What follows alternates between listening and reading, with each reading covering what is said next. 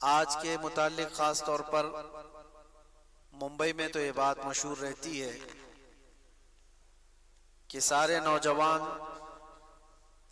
تقریباً میلہ دیکھنے کے لیے نکل جاتے ہیں یا ماتم کا نظارہ دیکھنے کے لیے چلے جاتے ہیں۔ مجھے آج اس مجمع کو دیکھ کر اندازہ ہوتا ہے کہ یہاں حسینی بوڑھوں سے کم بھرا ہوا مجمع ہے، لیکن حسینی جوانوں سے بھرا ہوا زیادہ ہے۔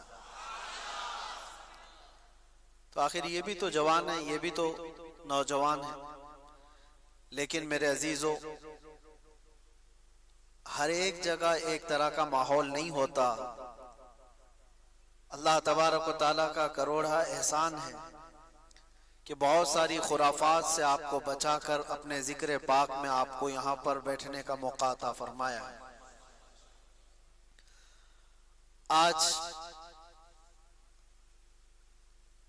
10ویں محرم الحرام کی یہ شب ہے، کل عاشورہ ہے۔ عاشورہ میں عبادت کریں، اللہ کی بارگاہ میں گڑ گڑا کر اپنے لیے بخشش طلب کریں، اور قیامت کے دن کی آسانی کے لیے دعا ضرور کریں۔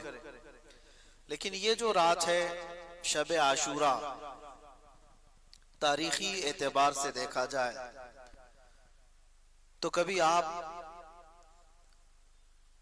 پیچھے اس زمانے کو یاد کریں جب رسول اللہ صلی اللہ تعالی علیہ وسلم کے سبط، آپ کے عظیم چہیتے نواسے کربلا کے ریگزاروں میں تنہا موجود تھے۔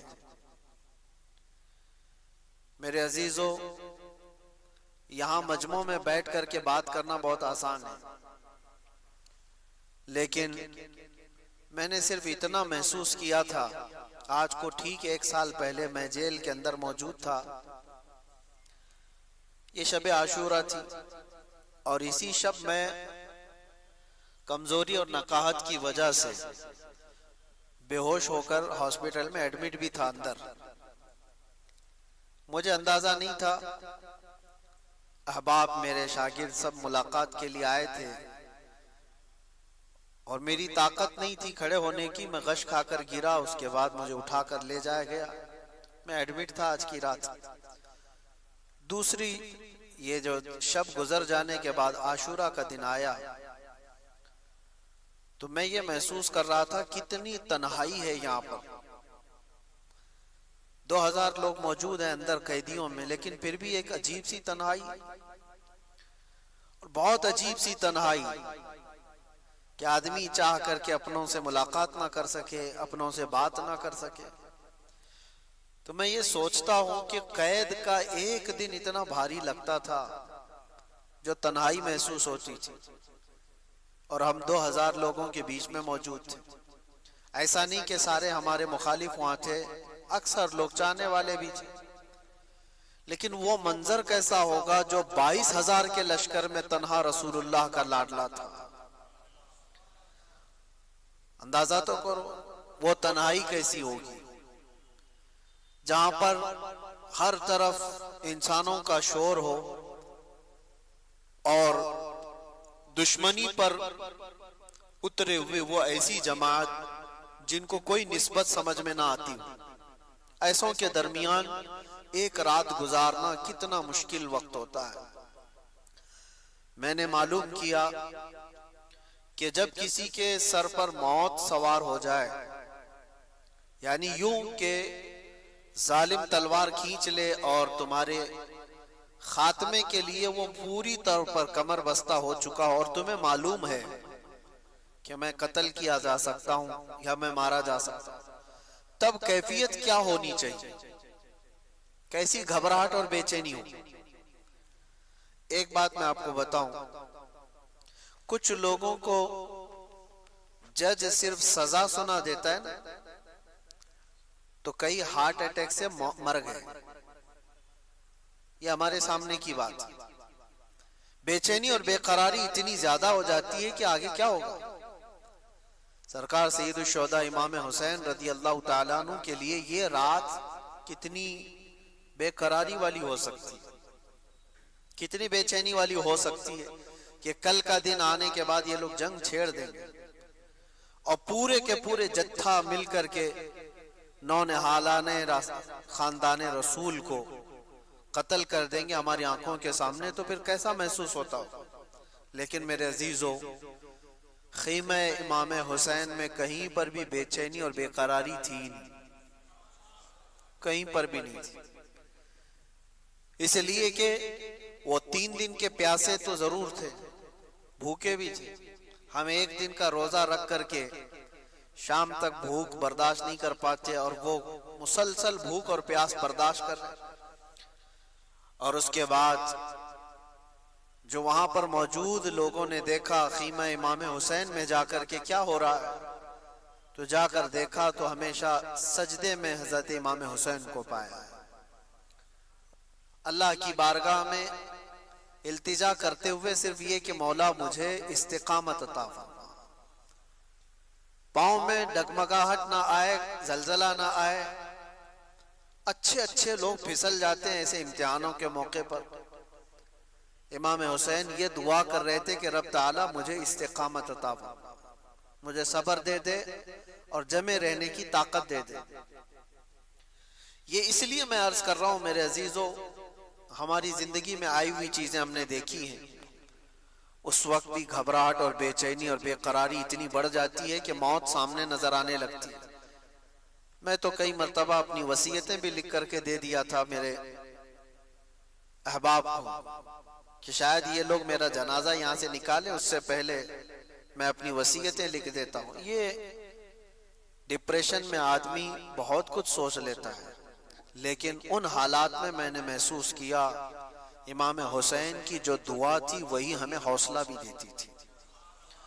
مصیبتوں کے وقت گھبرا کر کے بھاگ جانا یہ مصیبت کا علاج بھی نہیں اور حل بھی نہیں، مصیبت کا حل نہیں ہے، وہ علاج بھی نہیں، بلکہ ان مصیبتوں کا سامنا کرنا اور اللہ کی بارگاہ میں یقین بڑھا لینا، یہ مصیبتوں کو ہرانے والا کام ہے۔ تم مات دے دو گے، شکست دے دو گے ہر مصیبت کو۔ صرف ایک بات میں آج آپ کے سامنے عرض کرتا ہوں، میں آج اپنے بچوں سے یہ کہہ رہا تھا کہ بہت ساری باتیں اپنے ذہن و دماغ سے نکالنے میں مجھے 6 مہینے لگ گئے تھے۔ کون سی چیز بے چین کرتی تھی، بے قرار کرتی؟ گھر کی یاد، بستر پہ سونا، کرسی پہ بیٹھنا، عمدہ گاڑیوں میں چلنا، یہ سب چیزیں جب یاد آئے ایک قیدی بندے کو، ایک قیدی آدمی کو جو پتھروں پہ سو رہا ہو، نہایت ہی گندا پانی پینے کو ملتا ہو، سوکھی روٹی ملتی ہو، اس آدمی کو یہ ساری یادیں بے چین کرتی۔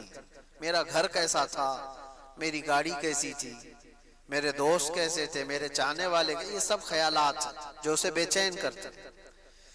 دھیرے دھیرے ایک ایک چیز کو دماغ سے نکالنا شروع کی، نہیں سب دنیا ہے، گھر بھی دنیا ہے، گاڑی بنگلہ یہ ساری چیزیں یہ دنیا ہے، دوست و احباب یہ بھی دنیا ہے۔ سب کی چیزوں کو ذہن سے نکالتے نکالتے اب کسی کی یاد نہ آنے پائے تاکہ تڑپ اور بے چینی نہ آئے۔ سب نکالنا بہت مشکل رہتا ہے، لیکن کچھ ریہرسل کے بعد نکال لیے، سب نکال۔ آخری چیز باقی رہ جاتی ہے اولاد کی محبت۔ بچوں کی محبت جلدی ذہن سے جاتی نہیں ہے۔ میں اپنا تجربہ آپ کے سامنے عرض کر رہا ہوں۔ 6 مہینے گزر گئے، جب کبھی چھوٹے سے بچے میرے اپنے ملاقات کے لیے جالیوں کے باہر آ جائیں تو تڑپ اور بے چینی عجیب سی ہوتی تھی، ہم چھو بھی نہیں سکتے انہیں، اور ان کے آنسوں کے نکلتے ہوئے قطرے ہمیں اور بے چین کرتے۔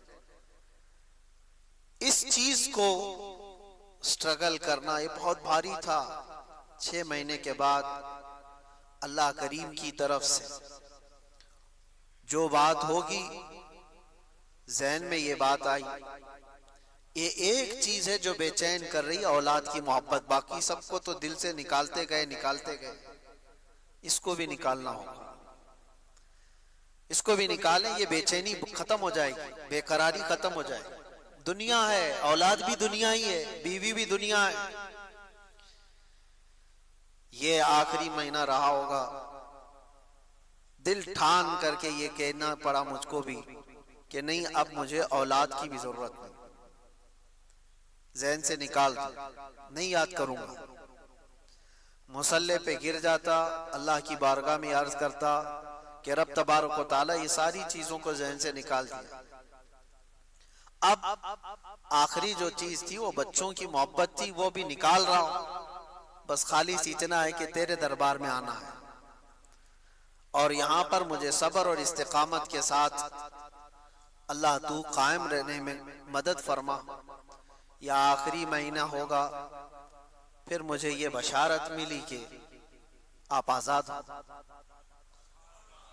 آپ آزاد ہو۔ ہم تو موت کی تیاری کیے ہوئے تھے، لیکن ایک بات میں آپ کو یہ اس لیے عرض کر رہا ہوں کہ رب تبارک و تعالیٰ کی بارگاہ میں امتحان جب ہوتا ہے تو مجھے ایسا لگتا ہے جب تک تم اپنی ہر چیز کو اپنے ذہن سے نہیں نکال دیتے تب تک وہ پوری مدد نہیں آ پاتی۔ اللہ ہر گھڑی مدد کر رہا ہے تمہاری، ہر گھڑی۔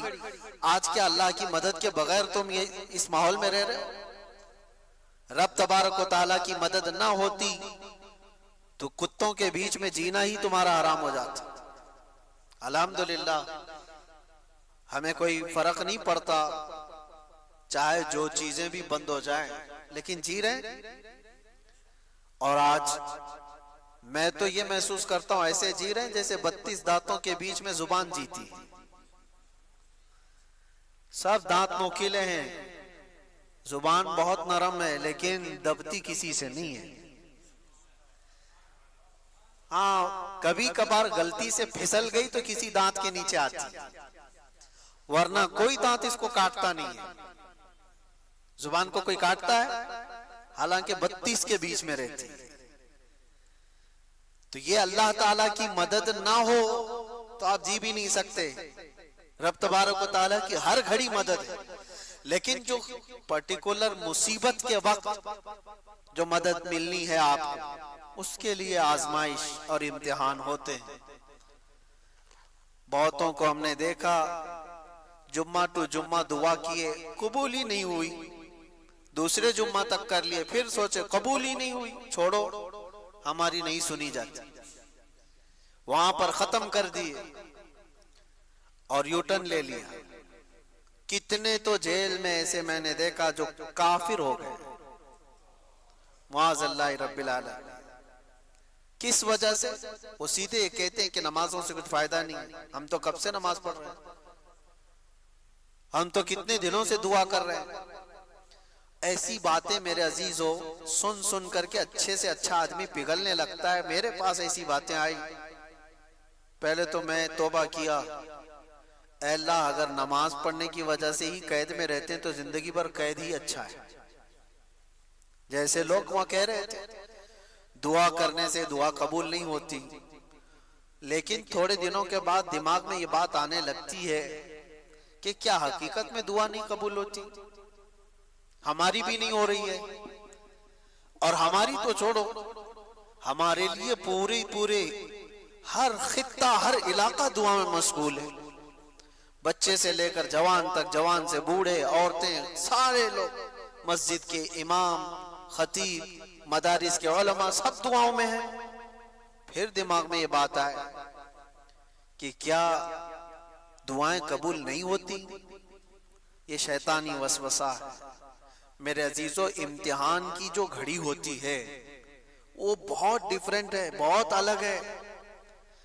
امتحان کی گھڑی کے لیے لکھا جا چکا ہوتا ہے یہاں سے یہاں تک تمہیں سفر کرنا ہے تو کرنا ہی ہے۔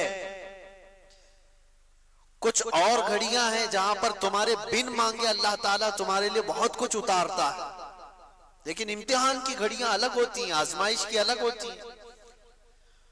تو جب ذہن میں ایسے سوالات آنے لگے اتفاق سے، ایسا اسلامی تاریخ کی کئی کتابیں وہاں ملتی تھی، ایک کتاب میں نے پڑھا، ایک بات میں آپ کو بتاتا ہوں، جیل کے قیدیوں کے لیے ہی تھی وہ بات، جو مایوس ہو جاتے ہیں، نا امید ہو جاتے ہیں۔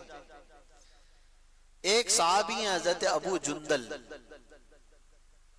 یہ مکہ میں قید ہو گئے تھے کافروں کے ہاتھ، اور ایسے قیدی بنائے گئے تھے کہ ان کو زنجیروں سے باندھ کر کے رکھا جاتا تھا اور مارتے الگ تھے۔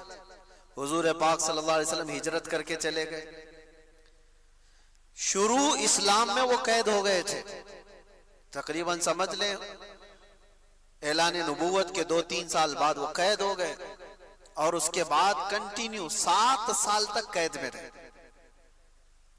کفار چھوڑتے نہیں تھے۔ حضور پاک صلی اللہ علیہ وسلم ہجرت کر کے مدینے چلے گئے، 6 سال ادھر گزر گئے، سوچو آپ کتنے سال ہو گئے، 13 سال۔ اور جب حضور پاک صلی اللہ تعالی علیہ وسلم عمرہ کے لیے آ رہے تھے 1400 صحابہ کے ساتھ، جو حدیبیہ کے مقام پر مکہ کے کافروں نے آپ کا راستہ روک لیا اور کہا کہ ہم آپ کو عمرہ کرنے نہیں دیں گے۔ اس وقت مکہ والوں کی طاقت تھی، حضور پاک صلی اللہ علیہ وسلم نے صحابہ سے کہا کہ ہم صلح کر لیتے ہیں، صلح کر لیتے ہیں۔ لمبا واقعہ ہے، آپ نے صلح حدیبیہ کو سنا ہوگا، یا پھر جا کر کے آپ سن لیں کہ حضور صلی اللہ تعالی علیہ وسلم کی جو صلح ہوئی تھی مکہ کے قریش کے درمیان، وہ صلح میں جو ہے بات یہ تھی، سارے ان کے ہت کے قانون ان لوگوں نے لکھ دیے تھے، یعنی ان کی حمایت میں مکہ والوں نے ایگریمنٹ بنایا، سب ان کے پکش میں تھے۔ اس میں لکھا تھا کہ اگر کوئی مکہ سے ہمارا آدمی بھاگ کر مدینے جائے گا تو آپ اس کو ہمارے حوالے واپس کر دیں گے، لیکن مدینے سے کوئی بھاگ کر ہمارے پاس آئے تو ہم اس کو واپس نہیں کریں گے، ہمارے پاس رکھ لیں گے۔ یہ ایسی شرطیں بہت ساری تھی، اس میں سے ایک ہی میں نے آپ کو بتایا۔ حضور پاک صلی اللہ تعالی علیہ وسلم نے اس کو بھی منظور کر لیا۔ اب سنیے بات میں کہہ رہا ہوں، یہ ایگریمنٹ بن رہا ہے نا، ابھی ایگریمنٹ بننے سے پہلے ہی ایک حال یہ ہو گیا کہ حضور پاک صلی اللہ تعالی علیہ وسلم کے وہ صحابی حضرت ابو جندل جو مکہ میں 13 سال سے قید میں تھے، وہ قید سے چھوٹ کر کے بھاگ کر آ گئے۔ 13 سال بعد جو چھوٹ کر کے آیا ہو تو اب اس کا کیا حال ہوگا؟ ارے 4 دن کا جو چھوٹ کر کے آتا ہے اس کی کیفیت الگ ہوتی ہے، جو 13 سال کی قید کے بعد چھوٹ کر کے آیا ہو، زنجیریں لگی ہوئی تھی، اور حضور پاک صلی اللہ تعالی علیہ وسلم کہاں ہیں؟ حدیبیہ کے مقام پر، جو مکہ سے ابھی 35 کلومیٹر دور ہے۔ وہ آ گئے، 1400 صحابہ نے ان کو دیکھا تو گلے لگانا شروع کیا، ابو جندل کتنے سالوں سے قید میں ہے، ہمارا بھائی آ گیا، ہمارا بھائی آ گیا۔ اب ابو جندل سب کو اپنے زخم دکھا رہے تھے، ان ظالموں نے ہمیں کیسے مارا ہے، کہاں کہاں ظلم دیا۔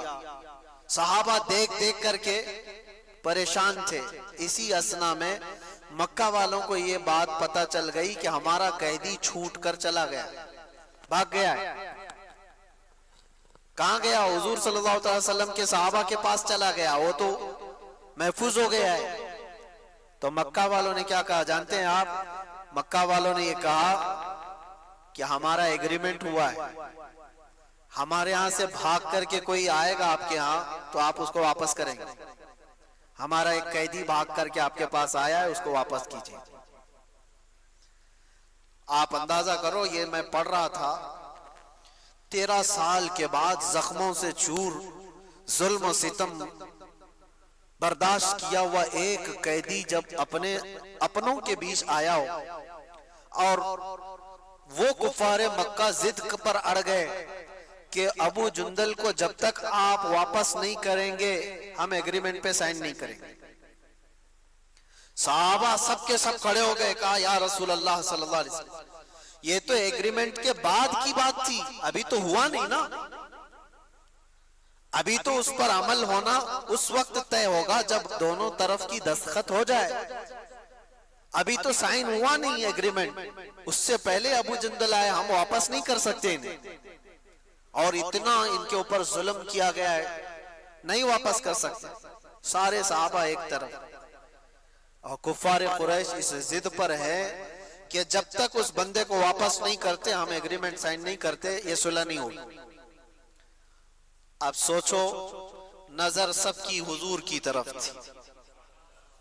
رسول پاک صلی اللہ علیہ وسلم، یہ بہت کٹھن مرحلہ ہے، توجہ چاہتا ہوں، بہت کٹھن مرحلہ ہے. وہ رحمت للعالمین ہے، یقیناً حضور پاک صلی اللہ تعالی علیہ وسلم رحمت للعالمین، اس میں کوئی شک ہے؟ صحابہ ابو جندل سب حضور کی طرف دیکھنے لگے. آپ کا کیا فیصلہ ہے؟ حضور پاک صلی اللہ علیہ وسلم نے فرمایا ابو جندل کو حوالے کر دو، ان کی واپس کر دو. سب ہکے بکے رہ گئے، دیکھتے رہ گئے. کیسے ہو سکتا ہے جو ہمارا بندہ ہمارے پاس آیا ہو اتنے سالوں تکلیف اٹھانے کے بعد، اب حضور فرما رہے ہیں. وہ ہاتھ پھیلا پھیلا کر کے حضور کو پکارنے لگے، یا رسول اللہ صلی اللہ علیہ وسلم، ان کے پاس تکلیف بہت زیادہ ہے، یہ مجھے بہت زیادہ ظلم کرتے ہیں مجھ پر، کیا آپ مجھے واپس ان کے حوالے کر رہے ہیں؟ حضور پاک صلی اللہ تعالی علیہ وسلم نے صرف اتنا فرمایا، ابو جندل واپس چلے جاؤ. پھر انہوں نے کہا یا رسول اللہ آپ کس کے حوالے کر رہے ہیں؟ ان ظالموں کے حوالے. حضور نے فرمایا ابو جندل واپس چلے جاؤ، جب تک تم وہاں پر ہو میں تمہارے ساتھ ہوں. پھر صحابہ کا تو ایمان ہی تھا، یا رسول اللہ کل مصیبت بعدک جلل، اے اللہ کے رسول اگر آپ ہیں تو پھر ہر مصیبت چھوٹی ہے، پھر ڈرنا کس بات کا. وہ چلے گئے. میں اس واقعے کو پڑھتے ہوئے سوچ رہا تھا کہ 4 دن میں مصیبتوں سے گھبرانے والے 13 سال مصیبتیں اٹھانے کے بعد پھر حضور کے دربار میں آیا، اور حضور بھی کہہ رہے ہوں کہ جاؤ قید میں، تو کیا حالت ہوگی؟ وہ کیسا ایمان ان کا ہوگا جو جمے ہوئے تھے، ڈٹے ہوئے تھے. اب آتے میرے عزیزو، استقامت یہ آسان مرحلہ نہیں ہوتا، اس میں بہت سارے پھسل جاتے ہیں، بہت سارے بھٹک جاتے ہیں، بہک جاتے ہیں. اور آج تو طوفان ہے بھٹکنے کا، یہ دور تو چل رہا ہے در بدلنے کا. ایسے میں اپنے بچوں کا، اپنے جوانوں کا کیا حال ہے؟ کبھی کبھار تو یہ دیکھ کر کے چلے یہ تو تفریح قلب کے لیے، ہنسی مذاق کے لیے ہم تو دیکھ کر کے اڑا دیتے ہیں. صبح کانگریس میں تھا، دوپہر میں بی جے پی میں آیا، رات کو پھر کسی اور میں آیا، اور اگلی صبح پتہ نہیں کس میں آنے آیا. تو عام سی بات ہے، یہ تو چلتا ہی رہتا ہے. اور سب کی اسپیشلٹی الگ ہے. اس پارٹی میں گیا تو سافٹ چہرہ ہے، ادھر آیا تو آتنکوادی چہرہ ہے، ادھر آیا تو اور کوئی چہرہ ہے. سب الگ الگ چہرے بھی بن جاتے ہیں ایک ہی دن میں، 2 دن میں ساری چیزیں تبدیل. میں یہ باتیں اس لیے عرض کر رہا ہوں میرے عزیزوں، ایک بلا کا طوفان ہے، اور جلدی لوگ اپنا ایمانی سودا کر دیتے ہیں. مومن کی یہ شان نہیں ہے، مومن کی یہ شان نہیں ہے. اگر چمتکار کو ہی دیکھ کر کے سب کچھ ماننا ہوتا تو 22,000 کا لشکر دیکھ کر امام حسین مان لیتے کہ ہاں یزید ہی خلیفہ. نہیں، حسینی کردار یہ ہے جو تمہارا چمتکار اپنی جگہ، رسول اللہ کی چمک اپنی جگہ پر. یہ جہاں پر ہے وہ سمجھوتے کا معاملہ نہیں ہوتا. کبھی بھی زندگی میں ایسے معاملات آئیں، تکلیفوں سے آدمی گھر جائے، مصیبتوں سے گھر جائے، تب بھی آپ اس بات پر ثابت قدم رہو کہ اللہ تبارک و تعالیٰ پر میرا ایمان اور حضور پاک صلی اللہ تعالیٰ علیہ وسلم کی رسالت پر میرا ایمان ویسا ہی ہے. ہاں مصیبتیں جب آتی ہیں، مجھے ایک بات یاد آتی ہے، میرے والد گرامی اللہ ان کی قبر پر ہزاروں رحمتیں نازل فرمائے، آخر عمر میں وہ ڈائلیسس پہ آ گئے تھے. تکلیف بہت بڑھ گئی تھی، کڈنی کی تکلیف، تو ہم سے دیکھا نہیں جاتا تھا. کتنی تکلیف میں 4 گھنٹے ڈائلیسس میں باڈی کا پورا خون نکالا جاتا ہے، پھر پورا نچوڑ کر کے مشین واپس اندر خون ڈالتی ہے. ایک بہت ڈینجر پروسیس ہے، اللہ حفاظت فرمائے. بہت صرف اس بات کے لیے کہ کڈنی کا جو کام ہے پیشاب نکالنا وہ نہیں کرتی، آپ کیا سمجھتے ہیں پیشاب نکلنا ایک نارمل سی چیز ہے؟ اگر ایک دن کے لیے تمہارا پیشاب رک جائے تو تمہاری زندگی درہم برہم ہو جائے گی۔ ہر چیز میں اللہ کی نعمت ہے۔ اسی لیے بیت الخلا سے، طہارت خانے سے، استنجا خانے سے باہر آتے ہیں تو دعا کیا پڑھتے ہیں؟ الحمدللہ الذی اذھب عنی الاذی وعافانی۔ الحمدللہ، اللہ کا شکر پہلے بجا لاتے ہیں۔ اے اللہ تیرا کروڑا شکر ہے، تو نے اذیت دینے والی چیز سے مجھ کو دور کیا ہے، یا اذیت دینے والی چیز مجھ سے دور کیا ہے۔ میں جو بات عرض کر رہا تھا وہ یہ، اس عمر میں 72 سال کی عمر، 72 عمر تھی، میں نے ایک بار سرانے پر بیٹھ کر کہا، بڑے عالم دین تھے حضور، حافظ ملت کے شاگرد تھے، ان سے میں نے کہا کہ کتنی تکلیف ہے آپ کو، دیکھا نہیں جاتا، اللہ تبارک و تعالی اتنی بڑی تکلیف میں آپ کو مبتلا رکھا ہے، آپ کی کبھی نمازیں قضا نہیں، مسلسل وہ ہر 3 دن پر ختم قرآن کرتے تھے، تو یہ ساری چیزیں ہونے کے بعد اتنی تکلیف آپ کو کیوں؟ اس وقت مجھے جو صبر کی تلقین کا ایک ادب ملا تھا، ایک تعلیم ملی تھی، وہ آج بھی یاد ہے۔ انہوں نے کہا کہ یہ 2 سال سے میرا ڈائلیسس چل رہا ہے، 70 سال جو اللہ تعالیٰ نے صحت بخشی، پہلے اس کا شکر تو کرو۔ مصیبتیں بہت تھوڑی ہیں، اور اللہ تبارک و تعالیٰ انعامات میں ہمیں زیادہ رکھا ہے، لیکن دکھتی وہی مصیبتیں ہیں لوگوں کو، وہ خوشحال کتنا رکھا ہے وہ نہیں دیکھا جاتا۔ عزیزان گرامی وقار، یہ ساری باتوں کے بعد ہم آتے ہیں اس کربلا کے میدان میں، جو خونی منظر ہے، وہ اس لیے بیان کرنا ضروری ہے کہ ہمارے ہر جوان کو یہ بات یقین کے ساتھ معلوم ہو جائے کہ مصیبتوں سے بھاگ جانے کا نام اس کا علاج نہیں ہے، مصیبتوں سے ڈٹ کر مقابلہ کرنا ہی یہ حسینی ایمان ہے۔ اور بہت سارے لوگ ہمیں بھی مشورہ دیتے ہیں، بہت سارے حالات بہت خراب ہیں، حالات بہت خراب ہیں، ایسے میں نے دیکھا ہے ابتدائی اسلام سے لے کر آج تک حالات خراب ہی رہے، کب اچھے ہوئے تھے؟ کیا آپ کو اسلام کی تبلیغ کرنے کے لیے پھولوں کی سیج پر سجا کر لایا جائے گا تبھی آپ بولوگے؟ بہت سارے لوگ یہ سوچتے ہیں حالات بہت خراب ہیں۔ میرے عزیزو، اس سے بڑے بڑے حالات خراب ہو کر گئے اور اب بھی جائیں گے، لیکن ایک بات یاد رکھنا، انہی برے حالات کے درمیان اسلام کا پرچم بلند کرنا اور اپنے نبی پاک صلی اللہ تعالیٰ علیہ وسلم کی عزت پر پہرا دینا، یہ ایک ایسا تاریخی قدم ہے، کل کو آنے والی نسلوں کا ایمان بھی تم سے جڑا ہوا، کل کو آنے والی نسلوں کے جذبے اور ان کے حوصلے بھی تمہاری زندگیوں سے جڑے ہوئے ہیں۔ آج اگر تم بزدل ہو گئے، پھسل گئے، تو کل تو وہ لوگ پوچھیں گے محمد کس کا نام تھا؟ معاذ اللہ رب العالمین۔ اگر آج تم مصلحتوں کے پردوں میں چھپ کر کے رہے، ہاں زیادہ سے زیادہ ہمارے ساتھ کیا ہونے والا ہے وہ سب کو پتا ہے، انجام کیا ہو سکتا ہے، اس دنیا میں سب سے زیادہ یہی ہو سکتا ہے، موت آئے گی۔ اور سنیوں، اس بات سے اگر خوف ہے تو پھر کربلا سنتے کیوں؟ کربلا کی داستانیں کیا مزے لے کر سننے کے لیے؟ سید الشہداء امام علی مقام رضی اللہ تعالیٰ عنہ کو دیکھو، زندگیاں پوری قربان کی ہیں اس میدان میں، اور اپنی نہیں۔ ایک بات میں آپ کو بتاؤں، آدمی اپنی مصیبت تو برداشت کر لیتا، اپنے رشتہ داروں کی مصیبت بہت مشکل ہے۔ تم اپنے سامنے اپنی ماں کو تڑپتا ہوا نہیں دیکھ پاؤ گے، اپنے بچوں کی ہلکے بخار کو بھی نہیں دیکھ پاؤ۔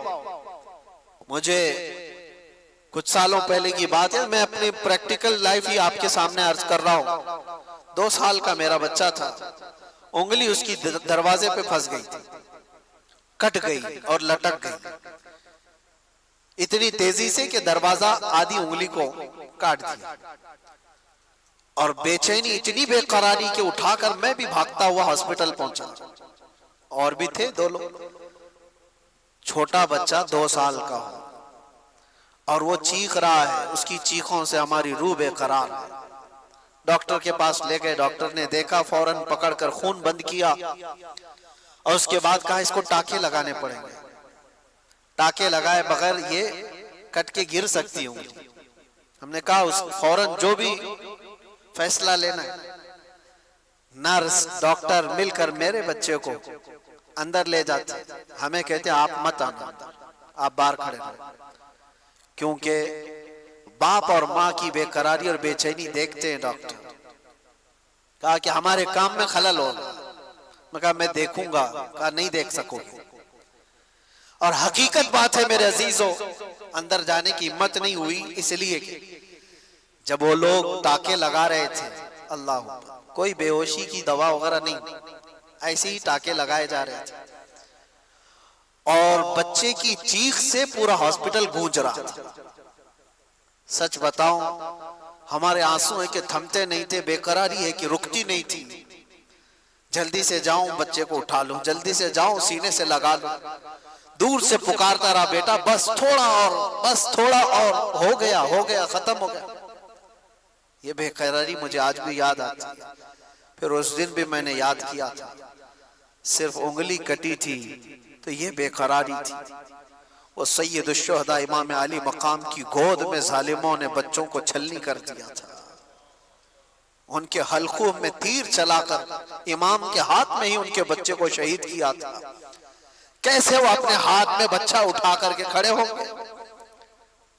ایکسپلین ہم نہیں کر سکتے اس چیز کو، تصور سے بڑھ کر کے یہ چیز، ہم سب کے صبر مل کر کے بھی امام حسین کے قدم تک نہیں پہنچ سکتے۔ ہماری زندگیوں کے سب کے صبر، میرے عزیزوں یہ آسان کام نہیں ہے۔ آپ کو پتا ہے عزیزوں کی موت ایک کے بعد دوسرا، دوسرے کے بعد تیسرا، تیسرے کے بعد چوتھا شہید ہوتا جا رہا ہو، جو امام علی مقام کی طرف سے آ رہا ہے۔ امام حسین جانتے تھے ہمارے قافلے میں کل ملا کر 82 لوگ ہیں، ادھر 22,000 کا لشکر ہے، مقابلہ کیسے ہوگا؟ کیا امام علی مقام کو دنیاوی حالات پر خبر نہیں تھی؟ وہ رسول اللہ کے وہ وارث جن کو رسول اللہ صلی اللہ علیہ وسلم نے فرمایا میرا جود و سخا پورا حسین کو دیا گیا ہے، کیا وہ امام علی مقام کو حالات کی خبر نہیں تھی؟ سب خبر تھی، انہیں پتا بھی تھا یہ کوئی مقابلہ نہیں۔ لیکن وہی میں جو کہتا ہوں، امتحان کی گھڑی بہت ڈیفرنٹ ہوتی ہے، بہت الگ ہوتی ہے۔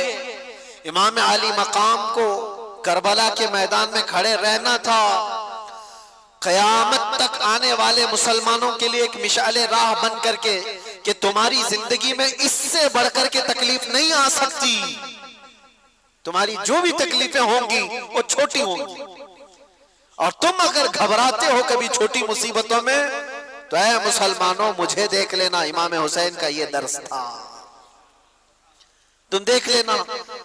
آج مجھے بتاؤ کوئی بھی ایسا بندہ ہے جس کو بھوکا اور پیاسا بھی رکھا جا رہا ہو، جس کی ساری نسبتوں کو پامال کر کے کربلا کے میدان میں زبردستی لایا گیا ہو، جہاں جانور بھی پانی پی سکتے ہوں اور رسول اللہ کا گھرانہ پانی نہیں پی سکتا؟ یہ صبر اور استقامت کی وہ گھڑی۔ اب سوچو ایک ساتھ کسی کے ساتھ حادثہ ہوا ہوگا، میں مانتا ہوں، جیسے کہیں پہاڑ کی چٹان کے نیچے آ گئے، کوئی بہ کے ایک ہی خاندان چلا گیا، ایسے حادثے تو ہو سکتے ہیں، ایک ساتھ چلے گئے، کوئی کسی گھر پہ ایسا ہوا ہو۔ امام علی مقام کے ساتھ ایسا نہیں، سٹیپ بائی سٹیپ دیکھا جا رہا ہے، صبح سے لے کر ایک ہی موت، اس کو برداشت کرنا، اس کو سہنا، ریکوری کے لیے وقت تو لگتا ہے، لیکن کیسے ایک ساتھ مل کر پورے خیمہ حسین کو نہیں ختم کیا گیا تھا۔ امام حسین رضی اللہ تعالیٰ عنہ کے ساتھی پہلے جا رہے ہیں، جو جاتے دعا سلام کر کے میدان میں جاتے اور واپس نہیں آتے تھے، اور اگر واپس آتے تو صرف اتنا کہتے تھے کہ پانی کی چند بوند مل جائیں تو اور لڑیں گے۔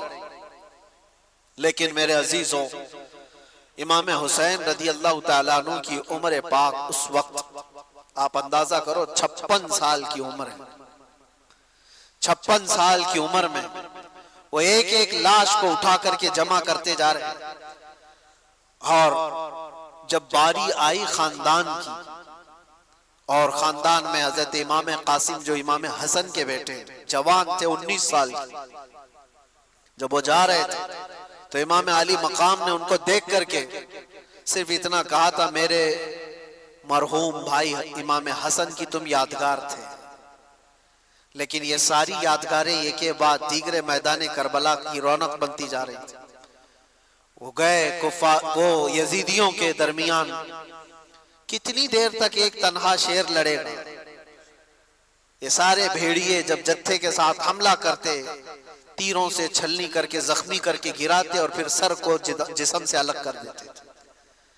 حضرت امام قاسم اور حضرت علی اکبر جو حضرت امام حسین کے بڑے شہزادے ہیں، ان کی بھی عمر تقریباً 19 یا 20 سال کی عمر۔ سوچو اے نوجوانوں جن کی عمریں آج 20 سال کے آس پاس ہیں، 18 سال، 20 سال، 22 سال۔ اے نوجوانوں، تمہاری اس جوانی کی زندگی میں تم رات بھر گیم کھیلتے ہوئے بیٹھے ہو، انٹرنیٹ چلاتے ہو، اور امام حسین کے شہزادے اسلام بچانے کے لیے اپنی جانوں کو ہتھیلی پر لے کر کربلا میں کھڑے تھے۔ کل قیامت کو کیا منہ دکھاؤ گے ان کے سامنے؟ ان کی بھی تو جوانیاں تھی، ان کی بھی تو شادیاں ہونی تھی، وہ رسول اللہ کا گھرانہ تھا، پورے اسلام کی عزت کو بچانے کے لیے وہ کربلا کے میدان میں قربانیاں دے رہا ہے۔ وہ منظر مجھے یاد آتا ہے حضرت عباس علم بردار، حضرت امام علی مقام کے بھائی ہیں، سگے بھائی حضرت عباس، مولا علی شیر خدا کے بیٹے۔ ان کو ایک چیز بے قرار کر گئی، وہی میں کہہ رہا ہوں نا، اپنی تکلیفیں برداشت کر سکتا ہے آدمی، اپنے اہل خانہ اپنے رشتہ داروں کی تکلیف برداشت نہیں کر پاتا۔ ہوا یہ کہ 9 سال کی بچی حضرت بی بی سکینہ، وہ حضرت امام علی مقام کی چھوٹی شہزادی ہیں، وہ حضرت عباس سے کہنے لگی چچا کیا آپ جا کر کے ہمارے لیے پانی کا انتظام کر سکتے ہیں؟ تو حضرت عباس سے اب رہا نہ گیا، کہا اپنی پیاس تو برداشت کر سکتے ہیں، بچوں کی پیاس کے لیے کیسے برداشت کریں؟ حضرت عباس کہتے ہیں کہ بیٹی سکینہ میں تیرے لیے پانی لاتا ہوں۔ یا توجہ، وہ گئے کسی طرح سے، وہ جوان مردی جو حیدر کرار کے شہزادوں میں وہ کہیں نہیں مل سکتی، سارے ان یزیدیوں کے نرغے کو پھلانتے ہوئے دریائے فرات پر گئے بھی اور مشکیزہ پانی کا بھر لیا۔ ایک بات میں آپ کو کہتا ہوں، 3 دن کے بھوکے اور پیاسے، وہ بھی تو بھوکے اور پیاسے تھے، دریائے فرات پر پہنچ بھی گئے، پانی بھر بھی لیا۔ خیمہ امام حسین پر پانی لانا یہ بات کی بات تھی، لیکن چلو میں تو خود کے پانی تھا، پہلے خود بھی تو پی سکتے تھے۔ امام حسین کے خیمے تک پانی پہنچانے کے لیے وہ آئے ضرور تھے، لیکن خود بھی تو 3 دن کے پیاسے ہیں، پی لیتے۔ چلو بھر پانی اٹھایا اور پھینک دیا، کہا کہ یہ غیرت میری گوارا نہیں کرتی کہ حسین کے گھر والے پیاسے اور میں پانی پی رہا ہوں۔ رسول اللہ کا لاڈلا نواسا پیاس میں ہو اور میں یہاں اپنی پیاس بجھا رہا ہوں، ایک قطرہ پانی نہیں پیا۔ یہ کیسا ایمان تھا، کوئی بھی ہو اپنی پیاس تو بجھا لیتا، لیکن رسول اللہ کے اس گھرانے کی کتنی مثالیں آپ کے سامنے۔ حضرت عباس مشکیزے سے پانی لے کر کے وہ جب واپس لوٹ رہے تھے، یزیدیوں میں شور مچ گیا کہ اگر یہ پانی گیا واپس تو لڑائی لمبی ہو جائے گی، ہم مقابلہ نہیں کر پائیں گے حیدر کرار کے شیروں کا، کسی طرح سے یہ پانی ختم کر۔ کسی ظالم نے آ کر حضرت عباس کے دائیں مونڈے پر تلوار ماری تو ہاتھ ہی کٹ کے گر گیا۔ یہ کوئی میں ٹھوکر لگ کر چمڑی نکلنے کی بات نہیں کر رہا ہوں، ہاتھ کٹ کے گرا ہو جس پہ مشکیزہ پانی کا پکڑا ہوا تھا۔ حضرت عباس نے کہا بائیں ہاتھ سے اٹھا لیتا، ہمت نہیں ہاری، پانی مجھے سکینہ کو پلانا ہے۔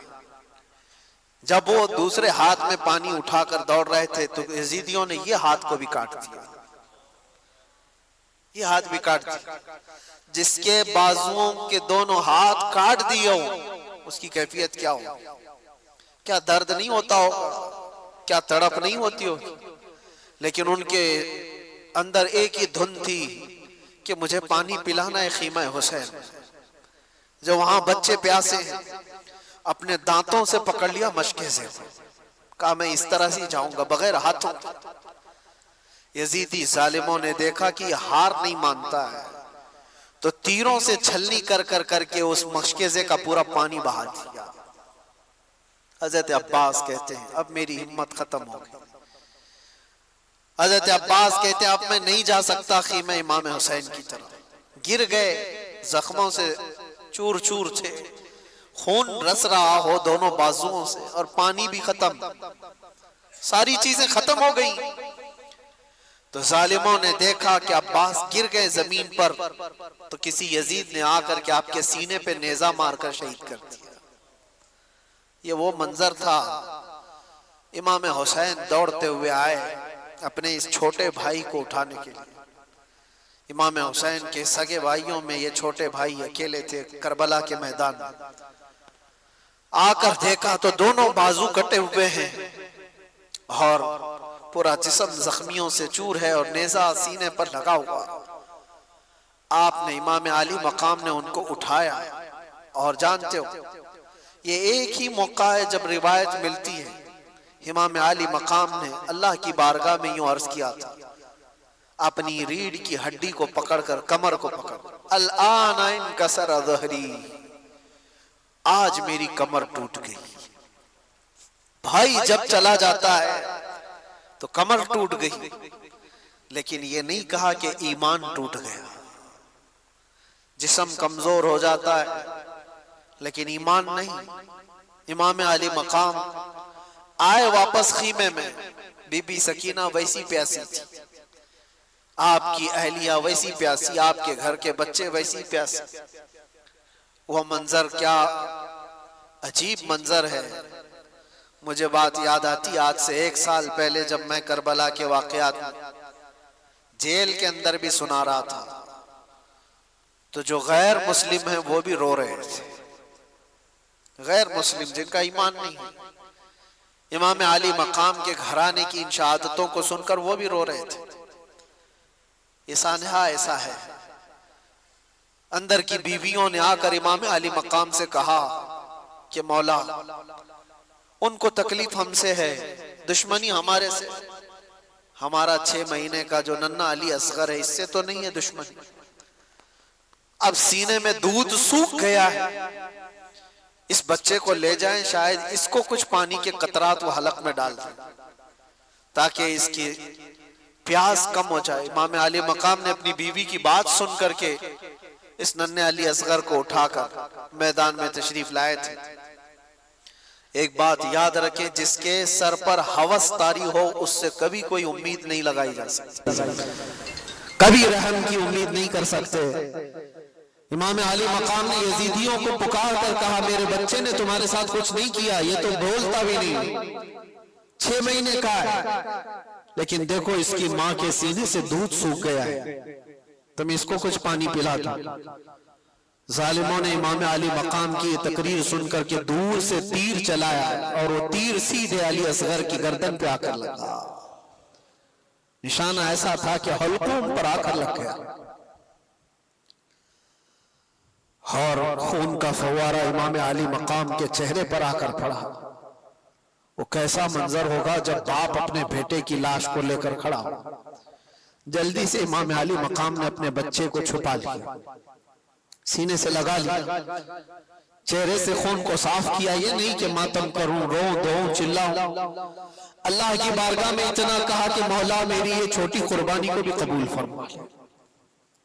6 مہینے کا بچہ جس باپ کی گود میں شہید ہو چکا ہو، اس کا کیا حال ہونا چاہیے۔ سینے سے لگایا، بچہ ہچکیاں لیتے ہوئے خاموش ہو چکا تھا، لیکن سب سے بڑا کٹھن مرحلہ یہ تھا کہ بچے کو ماں کے حوالے بھی تو کرنا ہے۔ جب وہ خیمے کی طرف لے کر کے آئے تو خیمے کی خواتین نے پکار کر کے کہا مولا امام حسین لگتا ہے کہ بچے کو پانی پلا کر لائے، اس لیے کہ بچے کے رونے کی آواز نہیں آ رہی، بچے کے چیخنے کی آوازیں نہیں آ رہی۔ دور سے خواتین نے پوچھا امام علی مقام سے کہ مولا کیا بچے کو انہوں نے پانی پلا دیا؟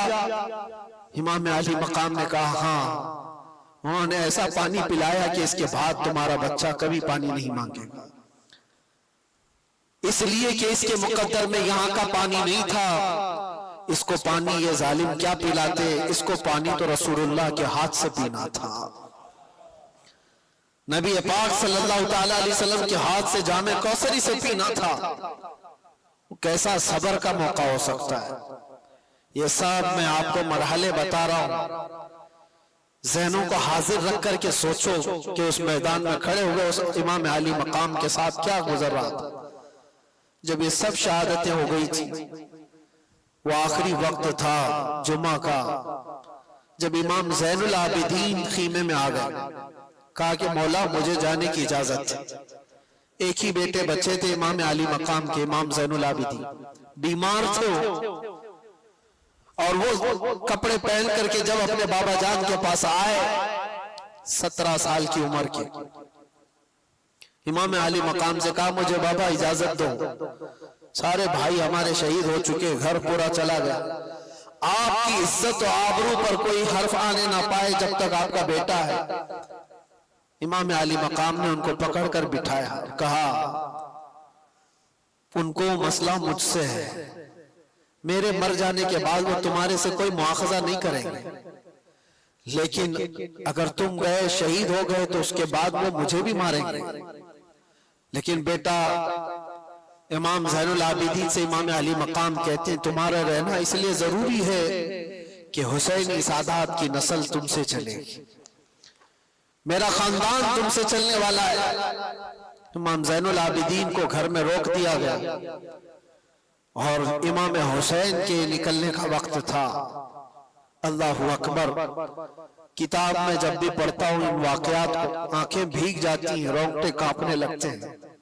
سیدہ زینب انہیں کپڑے پہنا رہی تھی، وہ تبرکات دے رہی تھی جو رسول اللہ صلی اللہ علیہ وسلم کے تبرکات ان کے پاس تھے، حیدر کرار کی تلوار ان کے پاس تھی، امیر حمزہ کے تبرکات، جعفر طیار کا پٹا، یہ سب امام حسین کو ان کی سگی بہن پہنا رہی تھی، اور یہ کہہ کر کے کہ کاش اگر میری ماں فاطمہ زہرا آج ہوتی تو یہ کام وہ کر رہی ہوتی۔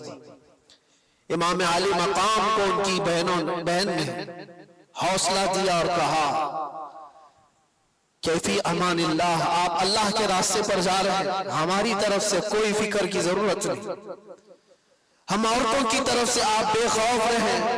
وہ عورتیں کیسا صبر لے کر تھیں، کیسی استقامت۔ امام علی مقام آخری مرتبہ اس گھوڑے پر سوار تھے، لیکن تاریخ نگاروں نے یہ بھی بتایا کہ گھوڑا آگے بڑھتا نہیں تھا، جو امام علی مقام کا گھوڑا ہمیشہ سفر میں رہنا، گھوڑا میدان جنگ میں آگے بڑھ نہیں رہا تھا، تو آپ نے اتر کر کے دیکھا تو گھوڑے کی دونوں ٹانگوں کو بی بی سکینہ پکڑی ہوئی بیٹھی تھی، اور وہ یہ التجائیں کر رہی تھی کہ بابا کو مت لے جانا، اس لیے کہ جو گیا واپس نہیں آیا۔ امام علی مقام نے اپنی بیٹی کو اٹھایا اور کہا تیرا باپ یہاں پر ایک عظیم امتحان کے لیے اتارا گیا ہے، میری شہادت پر نوحہ مت کرنا، میری شہادت پر ماتھا مت پیٹنا، میری شہادت پر بال نہ نوچنا، اللہ کی رضا پر راضی رہنا اور مصطفیٰ کی شریعت کی حفاظت کرنا۔ یہ آخری وصیت تھی اپنی بیٹی کو۔ اور جب گئے مولا امام حسین، آخری وقت بھی امام علی مقام نے ان کو موقع دیا، یزیدیوں کو کہا اب بھی جو کچھ ہو گیا ہے اس کو ختم کیا جا سکتا ہے، میرے گھر والے سب قتل ہو گئے، اب بھی تم کو موقع دیتا ہوں کہ میرے قتل سے اپنے ہاتھوں کو رنگین نہ کرو، ورنہ قیامت میں کیا منہ لے کر کے آؤ گے میرے نانا کے پاس، کیا جواب دو گے؟ آخری خطبہ بھی امام علی مقام کا میدان کربلا میں گونجتا رہا، لیکن یزیدیوں پر کوئی اثر نہ ہوا۔ ایک بات میں آپ کو بتاؤں، یہ نہ اثر ہونے والی بات کب آتی ہے؟ جب کسی پر کوئی بات اثر نہیں کرتی ہے تو یہ وہی مقام ہوتا ہے جب دل دنیا کی لالچ میں مردہ ہو چکا ہو، وہ آج بھی ہو سکتا ہے، اور کہا گیا جب کسی کا دل مردہ ہوتا ہے لالچ میں، دنیا کی لالچ میں، اس کے لیے ماں سے زنا بھی کوئی بڑی بات نہیں ہوتی۔ اسی لیے ہمیشہ یاد رکھو، دل کے مردہ ہونے سے پہلے اپنے دلوں کا علاج کرو۔ دل جس کا مردہ ہوتا ہے اسے کوئی احساس ہی نہیں ہوتا کون مر رہا ہے کون جی رہا ہے۔ اس لیے میرے عزیزوں، وہ یزیدی جو وہاں کھڑے تھے وہ مردہ دل تھے، لالچ سوار تھی، دنیا کی ہوس سوار تھی۔ امام عالی مقام کے دیے ہوئے خطبوں کا کوئی اثر نہیں ہوا، ان کو خطبہ سننے کی ضرورت کیا تھی؟ صرف اتنا دیکھ لیتے چہرے امام حسین میں جلوہ رسول نظر آ رہا ہوتا۔ کیا ان کو یہ نہیں معلوم تھا کہ یہ فاطمہ زہرا کا لاڈلا ہے؟ کیا انہیں نہیں معلوم تھا یہ حیدر کرار کا لخت جگر ہے؟ کیا انہیں یہ نہیں معلوم تھا کہ رسول اللہ نے کہا ہے اپنی حدیث پاک میں، الحسن والحسین سیدہ شباب اہل الجنہ، حسن اور حسین جنتی جوانوں کے سردار ہیں؟ یہ سب باتیں ان کو نہیں معلوم تھی؟ سب معلوم تھی، لیکن تف ہے، لعنت ہے دنیاوی ہوس اور ہرس کا کہ جب یہ کسی کے دل پر سوار ہو جاتی ہے تو پھر تمام احساسات اس کے ختم ہو جاتے ہیں۔ ایک ہی چیز نظر آ رہی ہوتی ہے، دنیا دنیا دنیا۔ وہ نسبتوں کا احترام نہیں کرتا، اسے ماں باپ بیٹی استاد مرشد اولیاء انبیاء کچھ معنی نہیں رکھتے دل جب مردہ ہوتا ہے۔ اسی لیے میں کہتا ہوں میرے عزیزو، دلوں کو مردہ ہونے سے بچا لینا، ہمیشہ دلوں کو مردہ ہونے سے بچا لینا۔ میں اس پر پھر گفتگو کروں گا انشاءاللہ، آج ذکر کی مجلس بھی ہے اور ہم اپنے دلوں کو زندہ کرنے کے لیے آئے، لیکن تذکرہ امام حسین کا اس لیے ضروری تھا کہ آج کی یہ رات مولا حسین کی کیسی رات رہی ہوگی۔ جب آپ آئے آخری خطبہ بھی دیا، ظالموں پر کچھ اثر نہ ہوا، لڑنے پر تل گئے، اور لوگ یہ تو بیان کرتے ہیں کہ امام علی مقام کو شہید کر دیا گیا، لیکن کیا آپ نے کبھی یہ بھی سنا کہ امام علی مقام کے شہزادوں نے ان کتوں کی کیسی درگت بنائی تھی؟ ایک ایک شہزادے نے 100 پر حملہ کیا تھا، ایک ایک شہزادے نے 100 پر حملہ کیا ہے، اسی لیے تو وہ مقابلہ تنہا کر نہیں پاتے تھے۔ حضرت امام قاسم امام حسن کے بیٹے، ایک ہی جوان ایسا ہے جو میدان میں موجود ایک بہت بڑا پہلوان مقابل میں آیا تھا، اور اس نے کہا تھا کہ میں اس بچے کے مقابل کا لائق نہیں ہوں، یہ بچہ میرے لائق نہیں ہے، میں تو اپنے بیٹے بھیجتا ہوں۔ اس کے 4 بیٹے تھے اس پہلوان کے۔ امام قاسم کو 19 سال کا جوان یہ کہہ رہا تھا یہ لڑکا ہے، میں لڑکوں سے مقابلہ نہیں کرتا، میرا بیٹا کافی ہے۔ پہلے اپنے بیٹے کو بھیجا امام قاسم کے مقابل میں، منٹ نہیں گزرے تھے کہ گاجر کی طرح کاٹ کے رکھ دیا۔ دوسرے بیٹے کو بھیجا، امام قاسم نے اس کی گردن اڑا دی۔ تیسرا آیا، تیسرا بھی مر گیا۔ چوتھا آیا، چوتھا بھی مر گیا۔ ایک حیدر کرار کا شہزادہ ہے، پہلوان کے 4 پہلوان بیٹوں کو منٹوں میں اڑا دیا۔ ارے ان کو پانی دیے ہوتے تو 22,000 کو ایک امام قاسم ہی ختم کر دیتا، لیکن وہ امتحان کی گھڑی تھی، امتحان کی گھڑی تھی۔ اور اس کے بعد وہ پہلوان پھر مقابل میں آیا کہ 4 میرے بچوں کو یہ گاجر مولی کی طرح کاٹ کے رکھ چکا ہے، اور آیا اور کہنے لگا تو جانتا ہے میرا مقام کیا ہے، میں کتنے لوگوں سے تنہا لڑ سکتا ہوں۔ بڑی بلند بانگ دعوے کرتے ہوئے وہ آیا۔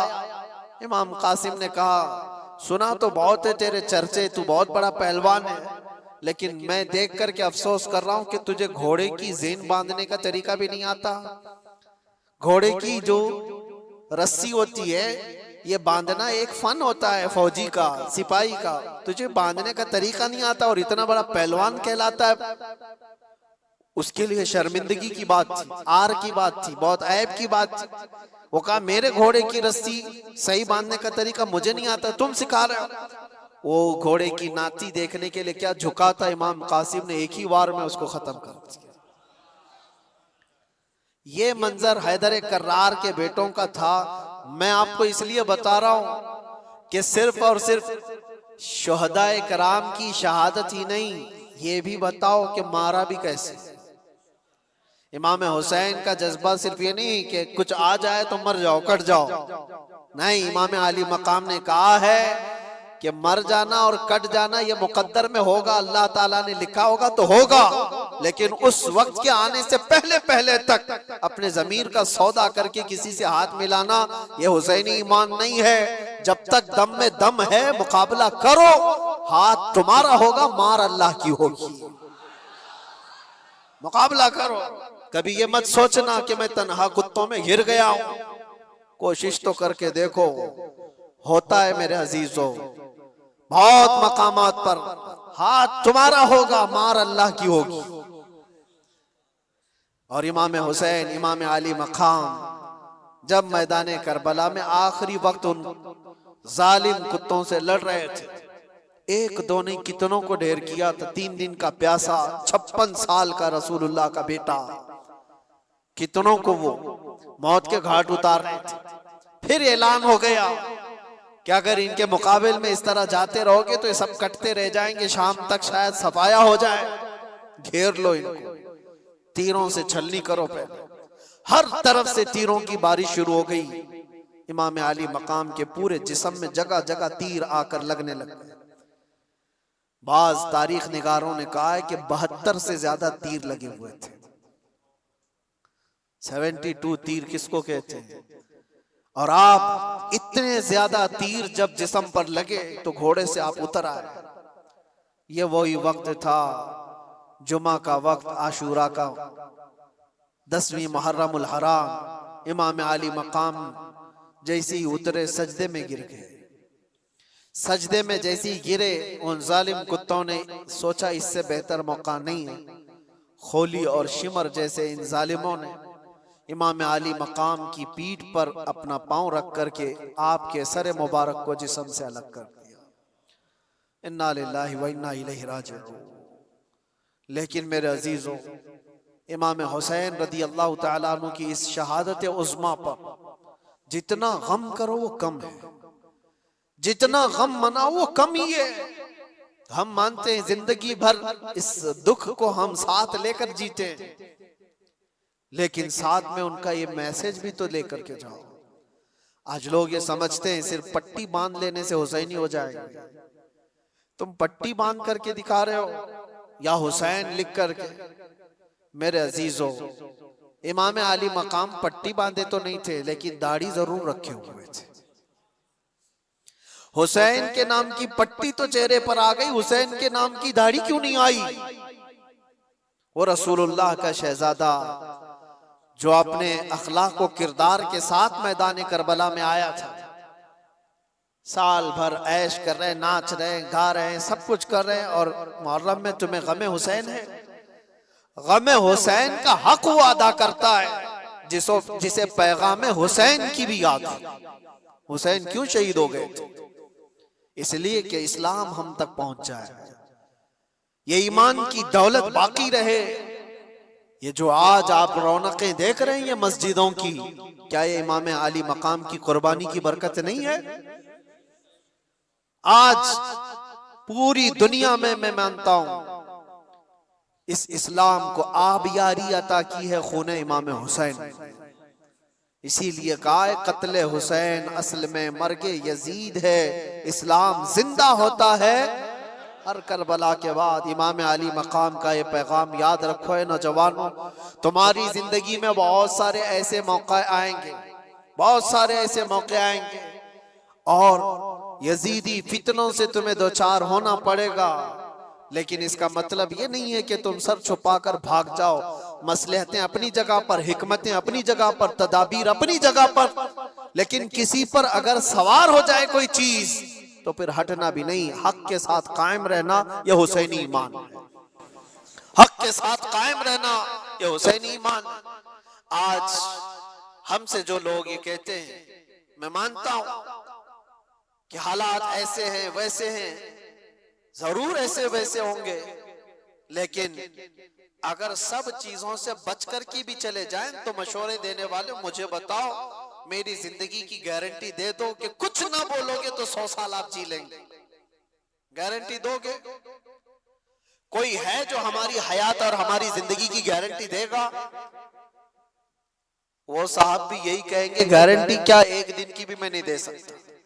جب نہیں دے سکتے تو مشورہ کیوں دیتے ہو؟ ہماری زندگی کی گارنٹی نہیں لے سکتے اپنے ہاتھ میں تو ایسی بزدلی کا مشورہ نہ دو۔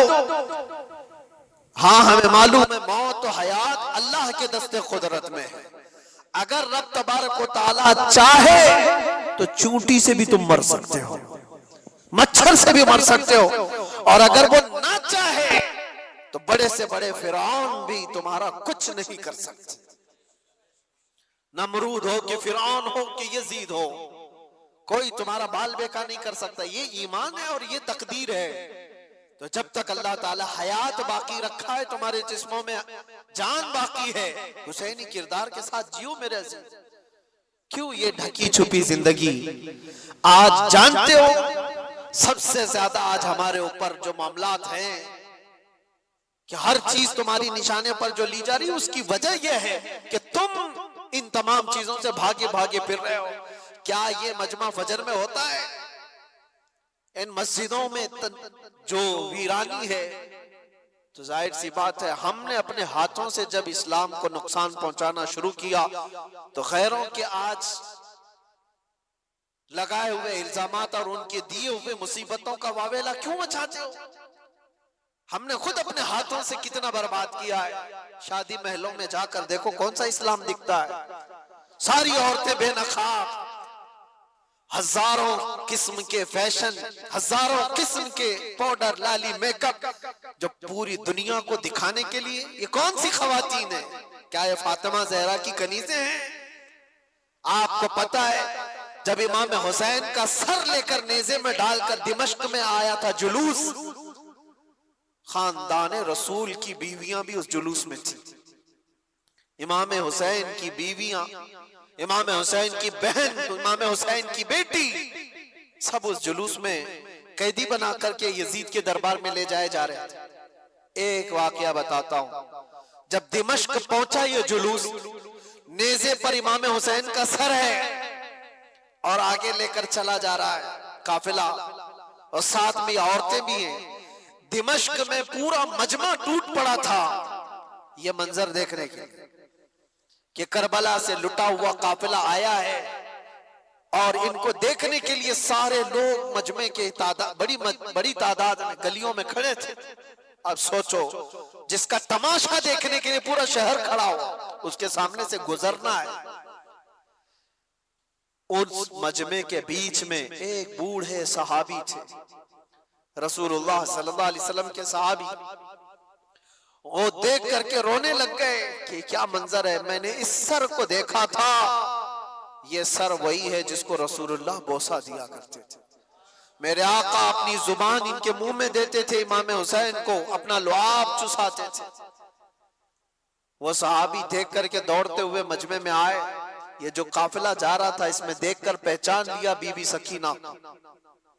توجہ چاہتا ہوں میرے عزیز، بی بی سکینہ کو دیکھ کر پہچان لیے کہ یقیناً حسین کی بیٹی ہے۔ قریب آئے، ہچکیاں بند گئی، کہا بچی ہماری زندگیاں قربان تمہارے گھرانے پر، ہم کچھ نہیں کر سکے، ظالموں کی حکومت نے تمہارے بابا کو شہید کر دیا، بچی بتاؤ میں ملک شام میں دمشق میں رہتا ہوں، کوئی حاجت ہو تو مجھے بتاؤ۔ اس موقع پر جو بھوکے اور پیاسے قیدی آئے وہ اپنی حاجت کیا نہیں کہہ سکتے تھے؟ آپ نانا جان کے صحابی ہیں؟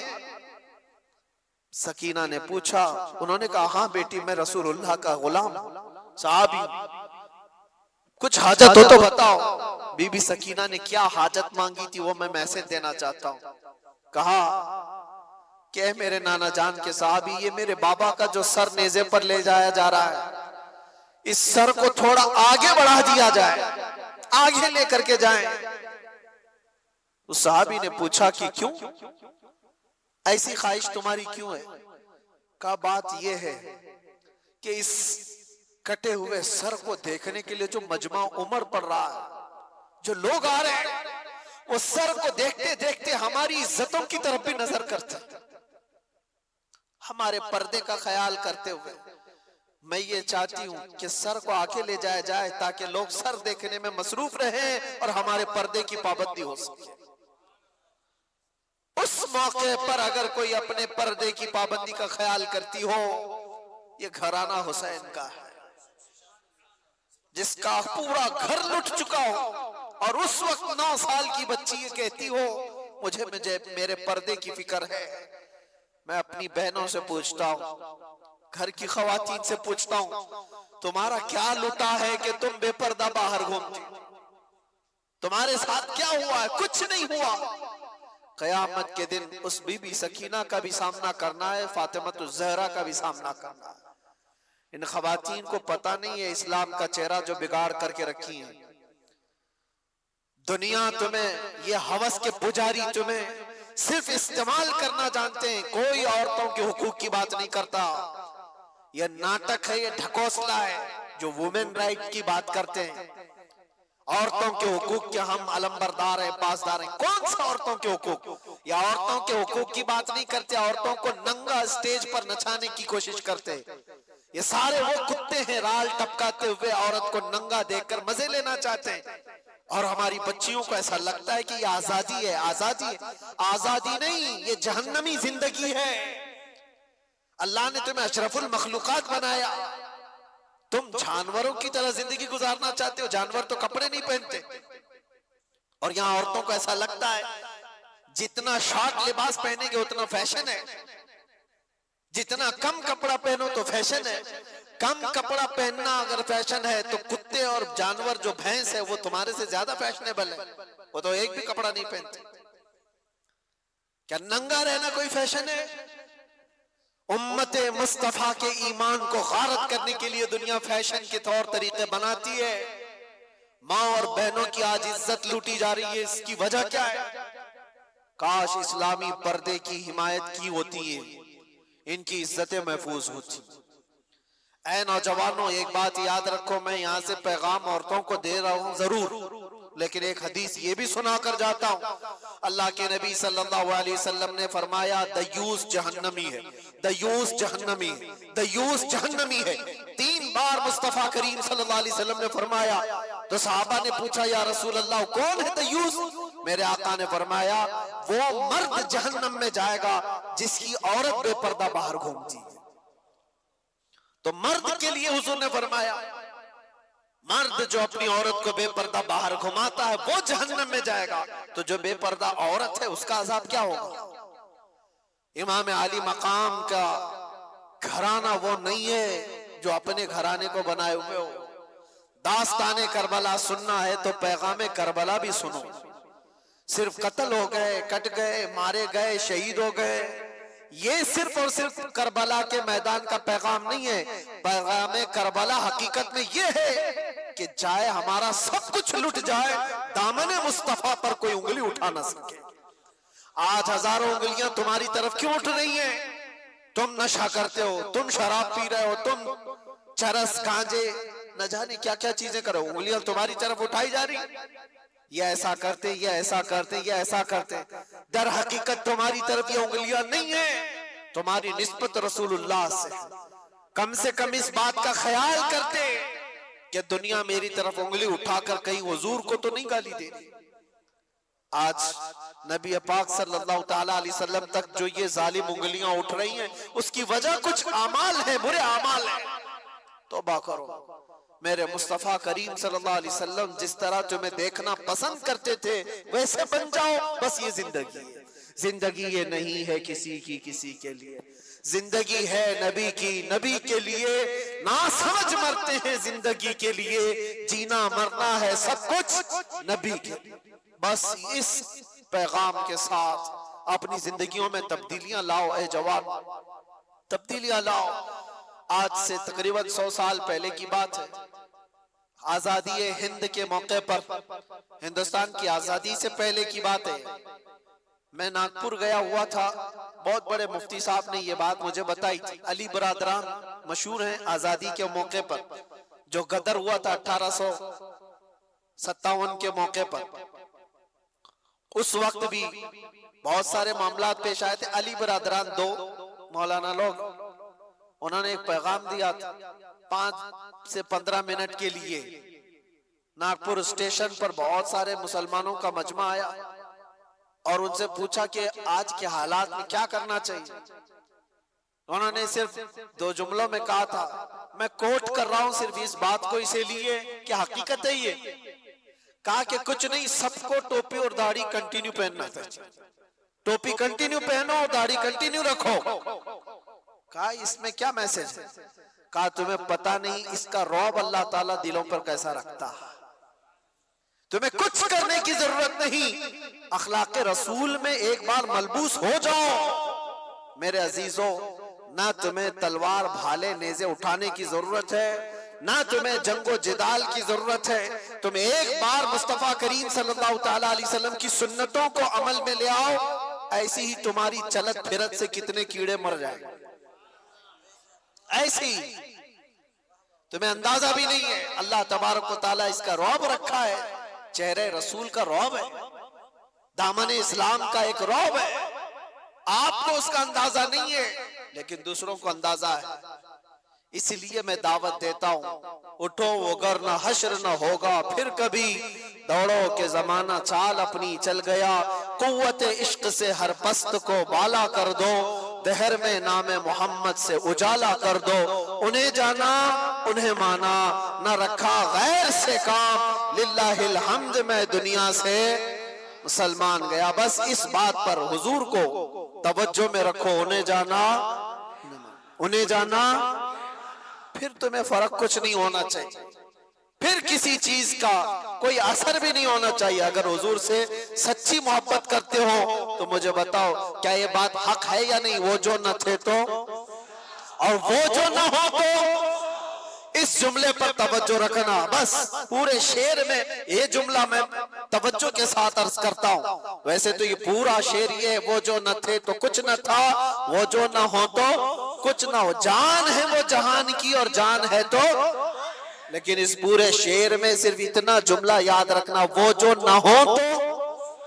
بس وہ جو نہ ہو تو ہماری زندگی کچھ نہیں. ہمارے نام کے ساتھ وہ جو نہ ہو تو، ہماری قبر میں بھی وہ جو نہ ہو تو، قیامت میں بھی وہ جو نہ ہو تو، کہیں اذانوں میں وہ جو نہ ہو تو، قرآن میں وہ جو نہ ہو تو، ہر جگہ پر یہ جملہ یاد رکھنا، وہ جو نہ ہو تو.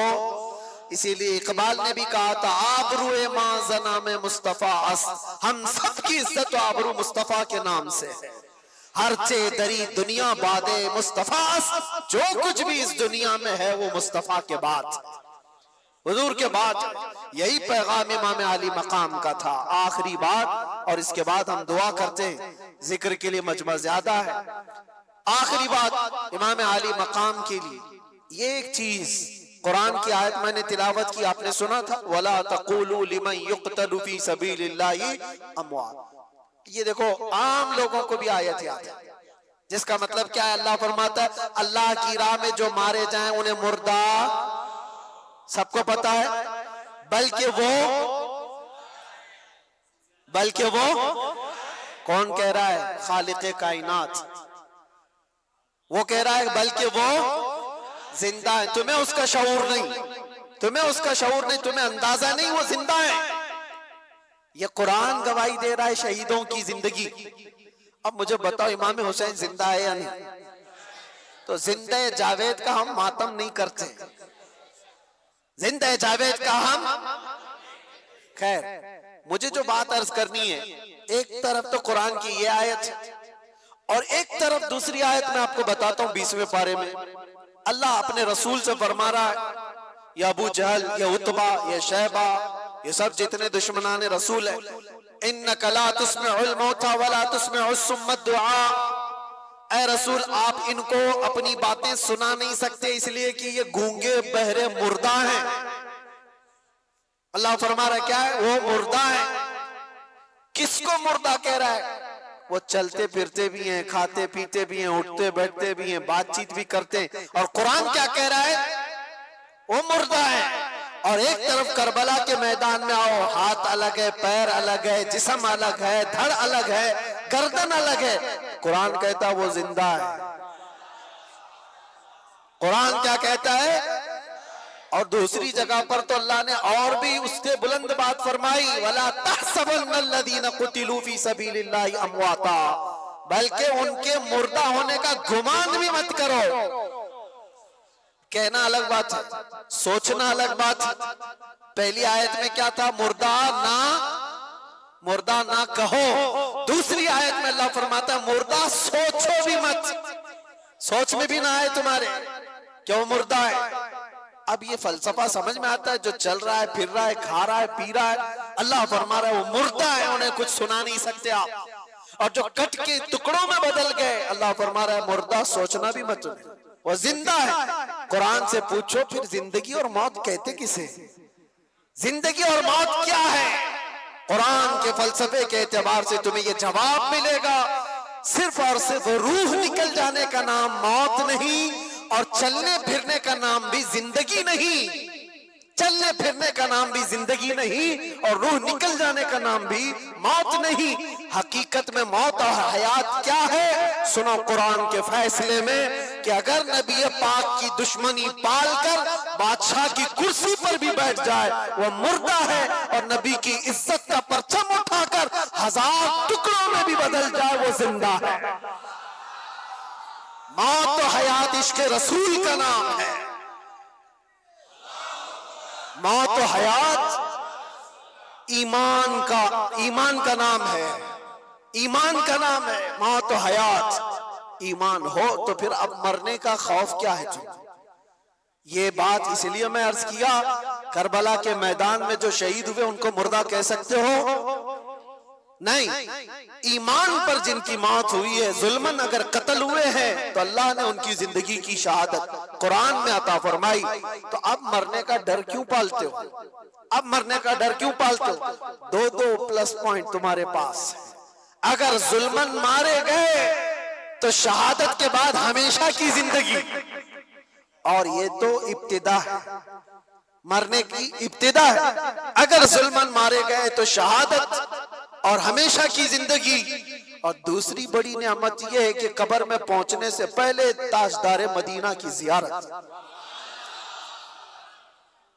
اس سے بڑھ کر کے اور کیا چاہیے؟ جب کسی بندے کو یہ خیالات ہو کہ مجھے میرے مصطفیٰ کی زیارت کرنی ہے تو وہ بندہ مرنے سے ڈرتا نہیں ہے، بلکہ وہ روز انتظار میں ہوتا ہے کہ وہ گھڑی کب آئے گی جب آنکھیں بند ہوگی اور دیدار مصطفیٰ ہوگا۔ اسی لیے میرے عزیزوں، جانتے ہو آپ ایک مومن صالح کو موت کے بعد اس کے گھر والے قبر میں لے جا کر دفن کر کے آتے ہیں تو حضور نے جو فرمایا وہ سچ ہے کہ منکر نکیرات آتے ہیں، فرشتے آئیں گے سوال جواب کے لیے، لیکن حضور فرماتے ہیں قبر میں بھی ہوں گا، اور منکر نکیر حضور کی طرف دکھا کر کے مردے کو پوچھتے ان کے بارے میں کیا کہتا تھا۔ یہ سوال ہوگا کہ نہیں ہوگا؟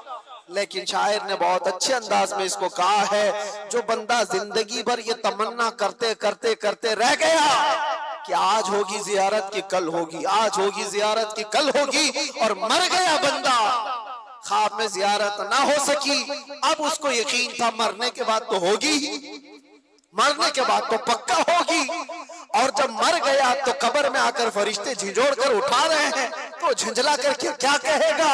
اب تو پائے ناز سے اے فرشتوں کیوں اٹھو، ارے مر کے پہنچا ہوں یہاں اس دل ربا کے واسطے، مر کے پہنچا ہوں یہاں، مجھے یہاں تک پہنچنے میں مرنا پڑا ہے، موت آئی ہے تب میں یہاں پہنچا ہوں، گر پڑ کے یہاں پہنچا، مر مر کے اسے پایا، چھوٹے نہ الہی اب سنگے در جانا نہ۔ میرے عزیزو، اس تمنا کے ساتھ اپنی زندگی گزارو۔ آج جو شب عاشورہ ہے، دعا کرو کہ مولا کریم جب تک ہماری زندگیاں باقی ہیں، ہمارے جسم میں خون کا آخری قطرہ باقی ہے، ایمان اور عزت کی زندگی عطا فرما، اور ظالموں کی صحبت سے اور بزدلوں کی صحبت سے ہمیشہ ہماری حفاظت فرما، ہماری رگوں میں حسینی خون عطا فرما، ہمارے دلوں کے اندر جذبہ حسینی عطا فرما، ہماری اولاد ہماری نسل سب کو غلامان حسین میں پیدا فرما، اور یزیدی فتنوں سے مولا ہمیں ڈٹ کر مقابلہ کرنے کی توفیق عطا فرما۔ وآخر دعوانا الحمدللہ رب العالمین۔ السلام علیکم۔